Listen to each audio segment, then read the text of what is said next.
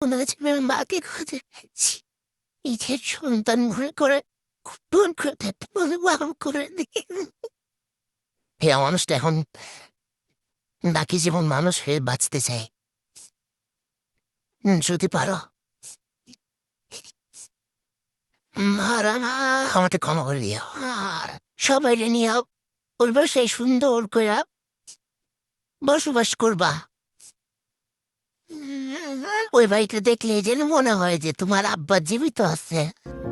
Welcome জানাচ্ছি Bangla drama জোনে আরো একটি স্পেশাল ভিডিওতে। আজকের ভিডিওতে আমরা একটু ভারী মন নিয়েই আপনাদের সামনে হাজির হয়েছি। থাম্বনেল দেখেই বুঝে গেছেন আজকের আলোচনার বিষয়। এটা আমাদের গল্প নাটকের 51 নম্বর পর্ব কবে আসবে। ইতিমধ্যে আপনারা দেখেছেন সামিরের বাবা এবং ফাহাদের বাবার মৃত্যুর পুরো গল্পটাকে অন্যদিকে নিয়ে গেছে। বিভিন্ন গ্রুপে দেখেছি দর্শকরা এই বিষয় নিয়ে অনেক আলোচনা করেছেন। 51 নম্বর পর্বে ফাহাদের বাবার মৃত্যুর দৃশ্য অনেককে কাঁদিয়েছে। একটা নাটকের চরিত্রের জন্য এত আবেগ সত্যি খুব কম দেখা যায়। তো যারা 49 এবং 50 নম্বর পর্ব দেখে ফেলেছেন, আপনাদের অনুভূতি কেমন ছিল কমেন্টে জানাবেন। পার্সোনালি বলবেন, আমি নিজেও অনেক কষ্টে ভেঙে পড়েছিলাম।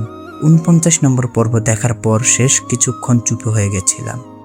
তবে যেহেতু এটি একটি গল্প, নির্মাতাদের সেইভাবে কাহিনী এগিয়ে নিতে হয়, এভাবেই গল্প এগিয়ে যাবে। আর 52 নম্বর পর্ব মানে মেগা এপিসোডের মাধ্যমে শেষ হবে নাটকটি। যারা শুরু থেকে এই নাটকের সাথে ছিলেন তাদের জন্য এটা সত্যি আবেগের মুহূর্ত। এতদিনের স্মৃতিগুলো মিলিয়ে সবাই একটু হলেও মন খারাপ অনুভব করেছেন। তো আপনাদের কাছে জানতে চাই, এই পুরো জার্নিতে সবচেয়ে কষ্টের দৃশ্য কোনটি ছিল?